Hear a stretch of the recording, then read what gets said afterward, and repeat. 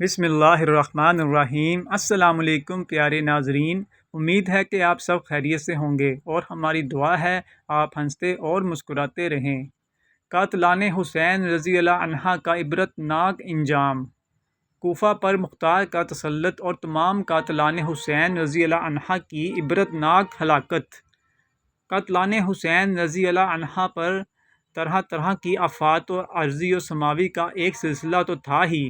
واقعہ شہادت سے 5 ہی سال بعد مختار نے قاتلان حسین رضی اللہ عنہ سے قصاص لینے کا ارادہ ظاہر کیا تو عام مسلمان اس کے ساتھ ہو گئے اور تھوڑے عرصے میں اس کو یہ قوت حاصل ہو گئی کہ کوفہ اور عراق پر اس کا تسلط ہو گیا۔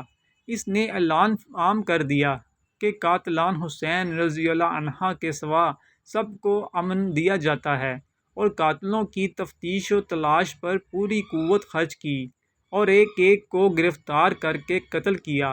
ایک روز میں 248 آدمی اس جرم میں قتل کیے گئے جو قتل حسین رضی اللہ عنہ میں شریک تھے۔ اس کے بعد خاص لوگوں کی تلاش و گرفتاری شروع ہوئی۔ عمرو بن حجاج زبیدی پیاس اور گرمی میں باگا پیاس کی وجہ سے بے ہوش ہو کر گر پڑا اور ذبح کر دیا گیا۔ شمر ذیل الجوشن جو حضرت حسین رضی اللہ عنہ کے بارے میں سب سے زیادہ شکی اور سخت تھا، اس کو قتل کر کے لاش کتوں کے سامنے ڈال دی گئی۔ عبداللہ بن اسید جہنی، مالک بن بشیر بدی، حمل بن مالک کا محاصرہ کر کے سب کو قتل کر دیا۔ مالک بن بشیر کے دونوں ہاتھ دونوں پیر قطع کر کے میدان میں ڈال دیا، تڑپ تڑپ کر وہ مر گیا۔ عثمان بن خالد اور بشیر بن شمیت نے مسلم بن عقیل کے قتل میں اعانت کی تھی، ان کو قتل کر کے جلا دیا گیا۔ عمر بن سعد جو حضرت حسین رضی اللہ عنہ کے مقابلے پر لشکر کی کمان کر رہا تھا، اس کو قتل کر کے اس کا سر مختار کے سامنے لایا گیا، اور مختار نے اس کے لڑکے حفص کو بھی قتل کر کے کہا کہ عمر بن سعد کا قتل تو حسین رضی اللہ عنہ کے بدلے میں ہے اور حفص کا قتل علی بن سید کے حسین کے بدلہ میں، اور حقیقت یہ ہے کہ پھر بھی برابری نہیں ہوئی۔ اگر میں 3/4 قریش کو بدلہ میں قتل کر دوں تو حضرت حسین رضی اللہ عنہ کی ایک انگلی کا بھی بدلہ نہیں ہو سکتا۔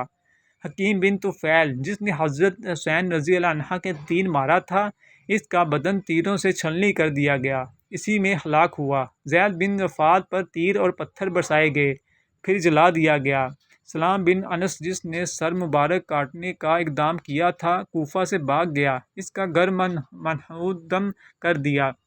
قاتلان حسین رضی اللہ عنہ کا یہ عبرت ناک انجام معلوم کر کے بے ساختہ یہ آیت زبان پر آتی ہے: عذاب ایسا ہی ہوتا ہے اور آخرت کا عذاب اس سے بڑا ہے، کاش وہ سمجھ لیتے۔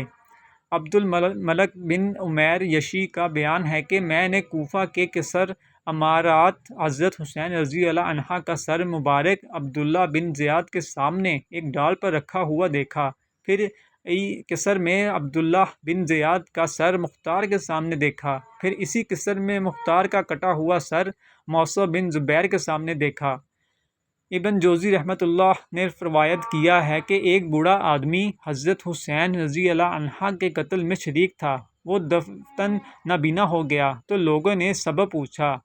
اس نے کہا کہ میں نے رسول اللہ صلی اللہ علیہ وآلہ وسلم کو خواب میں دیکھا کہ آستین چڑھائے ہوئے ہیں، ہاتھ میں تلوار ہے، اور آپ صلی اللہ علیہ وآلہ وسلم کے سامنے چمڑے کا وہ فرش ہے جس پر کسی کو قتل کیا جاتا ہے، اور اس پر قاتلان حسین رضی اللہ عنہ میں سے 10 آدمیوں کی لاشیں ذبح کی ہوئی پڑی ہیں۔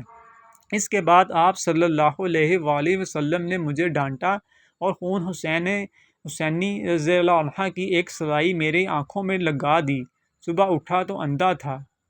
جس شخص نے حضرت حسین رضی اللہ عنہ کے سر مبارک کو اپنے گھوڑے کی گردن میں لٹکایا تھا، اس کے بعد اسے دیکھا گیا کہ اس کا منہ کالا تارکول کی طرح ہو گیا ہے۔ لوگوں نے پوچھا کہ تم سارے عرب میں خوشرو آدمی تھے، تمہیں کیا ہوا؟ اس نے کہا، جس روز سے میں نے یہ سر گھوڑے کی گردن میں لٹکایا، جب ذرا سوتا ہوں 2 آدمی میرے بازو پکڑتے ہیں اور مجھے ایک دہکتی ہوئی آگ پر لے جاتے ہیں، اور اسی حالت میں چند روز کے بعد مر گیا۔ ابن جوزی رحمہ اللہ رحمۃ اللہ نے صدی سے نقل کیا ہے کہ انہوں نے ایک شخص کی دعوت کی۔ مجلس میں یہ ذکر چلا کہ حسین رضی اللہ عنہ کے قتل میں جو بھی شریک ہوا اس کو دنیا میں بھی جلد سزا مل گئی۔ اس شخص نے کہا بالکل غلط ہے، میں خود ان کے قتل میں شریک تھا، میرا کچھ بھی نہیں بگڑا۔ یہ شخص مجلس سے اٹھ کر گھر گیا، جاتے ہی چراغ کی بتی درست کرتے ہوئے اس کے کپڑوں میں آگ لگ گئی اور وہ وہیں جل کر بھن کر رہ گیا۔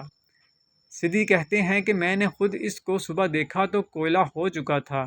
جس شخص نے حضرت حسین رضی اللہ عنہ کو تیر مارا اور پانی پینے نہیں دیا، اس پر اللہ تعالیٰ نے ایسی پیاس مسلط کر دی کہ کسی طرح پیاس بجھتی نہ تھی۔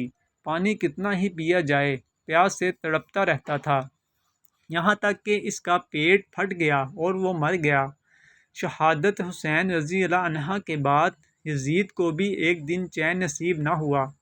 تمام اسلامی ممالک میں خون شہداء کا مطالبہ اور بغاوتیں شروع ہو گئیں۔ اس کی زندگی اس کے بعد 2 سال 8 ماہ اور ایک روایت میں 3 سال 8 ماہ سے زائد نہیں رہی۔ دنیا میں بھی اس کو اللہ تعالیٰ نے ذلیل کیا اور اس ذلت کے ساتھ ہلاک ہو گیا۔ امام ظہری فرماتے ہیں کہ جو لوگ قتل حسین رضی اللہ عنہ میں شریک تھے، ان میں سے ایک بھی نہیں بچا جس کو آخرت سے پہلے دنیا میں سزا نہ ملی ہو۔ کوئی قتل کیا گیا، کسی کا چہرہ سخت سیاہ ہو گیا یا مسخ ہو گیا، یا چند ہی روز میں ملک سلطنت چھن گئے، اور ظاہر ہے کہ یہ ان کے اعمال کی اصلی سزا نہیں بلکہ اس کا ایک نمونہ ہے جو لوگوں کی عبرت کے لیے دنیا میں دکھا دیا گیا تھا۔ ویڈیو دیکھنے اور سننے کا شکریہ۔ اللہ آپ کو جزائے خیر عطا فرمائے۔ اللہ حافظ۔ عمدہ قسم کے سبق آموز واقعات و حکایات کے لیے آج ہی ہمارے چینل کو سبسکرائب کریں۔ بہت شکریہ۔ اللہ حافظ۔